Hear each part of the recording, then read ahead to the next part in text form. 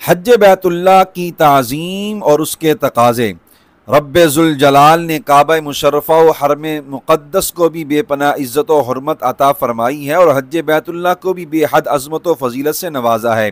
ایک طرف قرآن و سنت میں بیان کیے گئے فضائل حج کے تذکرہ سے انسان کا دل مچل جاتا ہے اور حج بیت اللہ کی آرزو تڑپاتی ہے، دوسری طرف حرم اقدس اور حج کی بے حرمتی سے متعلق وعیدوں کے تذکرہ سے جسم کانپ اٹھتا ہے اور دل زندہ ہو تو سچ مچ دہل جاتا ہے۔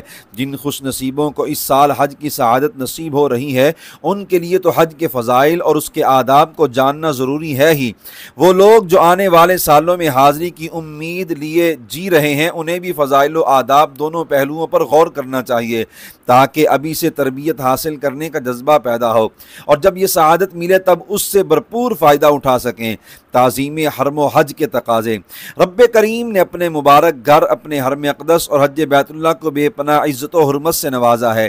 اس اعتبار سے حاجیوں اور دنیا بھر کے تمام مسلمانوں پر چند چیزوں کا لحاظ کرنا بے حد ضروری ہے۔ محبت و تعظیم۔ انسان کو حج و عمرہ کی سعادت ملے یا ابھی اس کے انتظار میں ہو، بہرحال اس کے دل و دماغ میں حرم اقدس اور مدینہ منورہ کی دیوانہ وار محبت بھی ہونی چاہیے اور ان کا حد درجہ احترام بھی ہونا چاہیے۔ محبت و تعظیم اتنی بڑی سعادتیں ہیں کہ بزرگوں نے لکھا کم من رجل بارض خراسان اقرب الی ھذا البیت ممن یطوف بہ، یعنی دنیا کے دور دراز علاقوں میں رہنے والے کئی لوگ طواف کرنے والوں سے زیادہ بیت اللہ کے قریب ہوتے ہیں۔ وجہ بالکل واضح ہے کہ اگر ایک شخص حرم اقدس میں پہنچ کر ادب و محبت کے تقاضے پورے نہ کرے تو کعبہ مشرفہ کے انوار و تجلیات کہاں نصیب ہوں گے، جبکہ دوسرا شخص پاکستان میں رہتے ہوئے مکہ مکرمہ اور مدینہ منورہ کی یاد میں تڑپتا ہو اور اس کا دل ان کی تعظیم سے لبریز ہو تو اسے رحمت الہی سے حرمین شریفین کی برکتیں وافر مقدار میں عطا ہوں گی۔ یکسوئی۔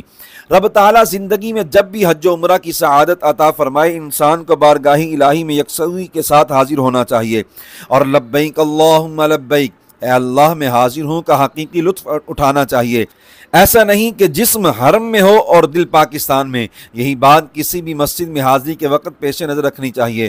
بزرگوں نے لکھا ہے لَأَن تَكُونَ بِبَلَدِكَ وَقَلْبُكَ مُشْتَاقٌ مُتَعَلِّقٌ بِهَذَا الْبَيْتِ خَيْرٌ لَكَ مِنْ أَن تَكُونَ فِيهِ وَأَنْتَ مُتَبَرِّمٌ بِمَقَامِكَ أَوْ قَلْبُكَ مُتَعَلِّقٌ إِلَى بَلَدٍ غَيْرِهِ، یعنی تم کعبہ مشرفہ کے اندر ہو اور تمہارا دل کہیں اور ہو، اس سے بہتر یہ ہے کہ تم اپنے شہر میں ہو اور تمہارا دل کعبہ کی یاد میں تڑپ رہا ہو۔ سیلفی بنانا ایک عالمی بیماری بن چکی ہے۔ لوگ حرمین شریفین میں پہنچ کر بھی اسی کوشش میں لگے رہتے ہیں کہ ان کی تصویریں دوست احباب تک پہنچتی رہیں۔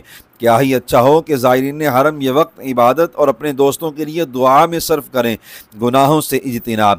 حرم اقدس کی حرمت و عزت کی وجہ سے جہاں اس میں ایک نیکی 1,00,000 نیکیوں کے برابر ہے، وہاں اس میں گناہ کا ارتکاب کرنا بھی اتنا ہی زیادہ سخت ہے۔